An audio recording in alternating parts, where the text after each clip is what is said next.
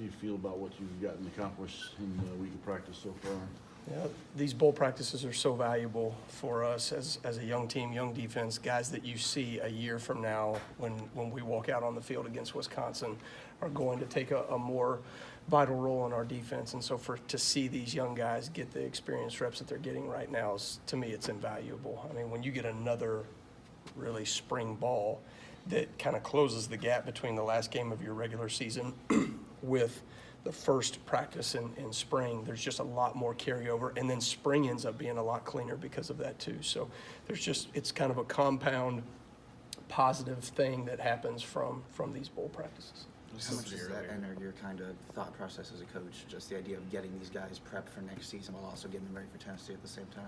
Yeah, I mean, I think it's dual. As you get closer to the game, obviously you focus more on Tennessee. What we are trying to do is we're trying to get these first six practices were much more spring ball-like in terms of the flow of them, what we were trying to get accomplished, the individual time, all those kinds of things. They're very focused inward on us, as opposed to when we get into moving forward, we'll try to get basically a week's worth or a Tuesday, Wednesday, Thursday worth of practice. These next, on Sunday, Monday, Tuesday, we'll use that like a game week preparation like we would in a normal week, and then we'll do the whole thing over once we get to the bowl site. So that's pretty valuable. It's really more than we get even in a bye week. So very, very focused on Tennessee for basically 2 whole weeks when you think about it from a practice perspective. Is this almost in a way how the rich get richer in college football, that when you make the bowl, you get the extra practices, but when you get the extra practices, you're better the next year? Yeah, I mean, I think that is a great term. You know, I mean, it really is a rich get richer mentality when you get these extra bowl sites because of the things that we just talked out before. I mean, you want to keep the momentum going from what you've already done and what you've already built off of. And so the longer that you stay away from the game when you're out there on the field, right, the rustier you're going to get, especially for these young guys who every single rep is so critical for them. So for us, I mean, this was gold for our defense. It really is. And it was still pretty early on, but preparing for Tennessee, how do you go about preparing when their best receiver is out for the first half and he comes in the second half? Yeah, I mean, obviously you love to compete, you love to go against the best. I'm not complaining that he's out for the first half, but he's a very special football player, and I would imagine they're going to maximize his ability, any rep and chance that they get in the second half. Not to say that they don't have a lot of other weapons that they can get the ball to. I will say this is a Tennessee team that obviously 7-5. I understand the SEC, and spent a lot of time in that and grew up in the SEC. There really should be a 9-win SEC team if you look at them. They had some early woes against Georgia State and BYU early in the season, and then the last half of the season, they're playing much higher than even what their record reflects. So I think as you look at them, I think their offensive line, they're young, but they're so physical. They're getting better up front. Their receivers on the outside, obviously 15 does a great job, but they've got 2 other guys that I think are very dynamic at the point of attack and have a nice inside run game and some plays that they can make downfield. So got a work cut out for us. They're a very good offense. It's your first game as a coordinator in a bowl game. Have you relied on some elders to help get you prepared for it? Yeah, certainly. This is my, as a coach, as a player, coach, and coach's son. So this will be my 21st bowl game. So this is my second time calling a bowl game. But the first time I was getting ready for the triple option against Air Force, so a little bit different, little different feel and mentality. These practices were, it's ground and pound. The players didn't, when you're getting ready for a triple option team, it's a very different deal. So this is good. This is my comfort zone. This is what I grew up doing, and so it feels very normal from a, what our life is, being around with the family and all that stuff. But from a preparation standpoint, I've seen it so many times of how you have to maximize your time here and then what you have to do in the days leading up to the game to get ready when, I don't want to say there's outside, interferences or whatever, but there's a lot going on in a bowl game. And so at the end, you kind of got to focus in and get ready to call that thing. Health-wise, feeling good on that side of the ball? Yeah, I think so. I think we're in pretty good shape. I mean, I thought I thought Penn State, as we were leading into the Penn State game, I thought we looked as fast as we had looked all season long.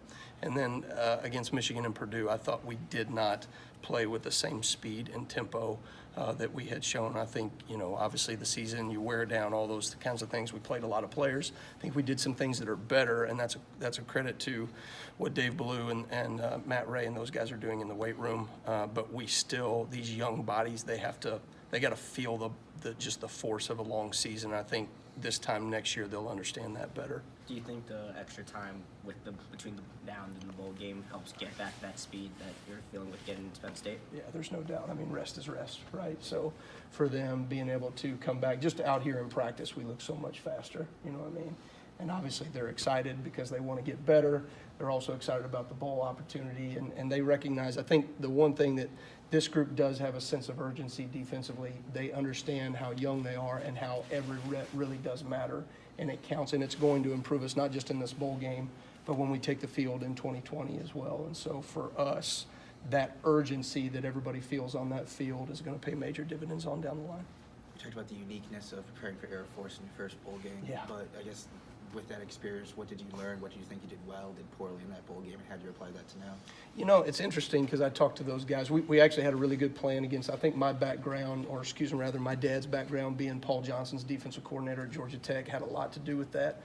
When I was at Ole Miss, we played those guys. We played Georgia Tech in a bowl game, and so got ready for it. I think every defensive coordinator should to learn the fundamentals of the game and the discipline that you have to take on a triple option team. I would not be the same coach that I am today. Even though we don't play triple option teams, I wouldn't be the same coach if I didn't have those experiences of understanding triple option discipline defensively. And so for me, that was an awesome learning experience. We did a good job and against them in the run game. I think that was one of their lowest totals that they had been held. I think it was like still 254 yards, but you come off the field, you're like, yeah, we held them to 254. So, but it's what it is. So it's a great experience for any D coordinator.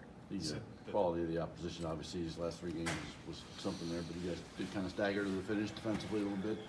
How important is it to sort of make a statement in this bowl game and kind of end the year on a little bit better note? Yeah, I thought we played. I thought we did some really good things. Obviously, against Penn State, I thought we played really well on first and second down. A couple critical third downs that we just didn't get off the field, particularly at the end there. That last drive.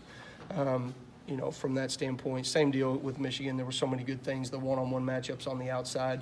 I thought I thought we looked, slow in some of those last 2 games. And I didn't think that we maximized our ability from that standpoint. So for us, finishing, we talk about bowl. These bowl preparations are so much about momentum. And I think that to your point right there is you want to finish with a lot of momentum carrying on in the off season, and then again that pushes you into spring, summer, and then all of a sudden here we are. We're getting ready for Wisconsin and Madison. Coach Allen said on Wednesday that Ty's going to get a few practices with that mid-year Ty-wise. As his position coach in DC, how much you looking forward to getting? I know he's not going to do everything, but then how valuable just for a few days is this going to be for his development? We were gonna get him in. There's a few more hoops that we had to jump through, and so I don't think we're gonna make that happen. He's gonna come out and I think maybe spend some time, be around and all that kind of stuff. But certainly just those guys being around. What is exciting is some of the mid-year guys that are coming in and the experience that they will get moving into next season. It's hard for a freshman to come in and play that did not get that experience in the spring, although we've had some guys that have done that. And you think of Dan Mullen right now, he didn't get to go through spring ball, but at the same time, to have this many mid-year guys that we're going to be coming in is certainly exciting for our program. Can you talk about what it means to the staff for Kalen to stick around through this bowl game and help finish this deal here?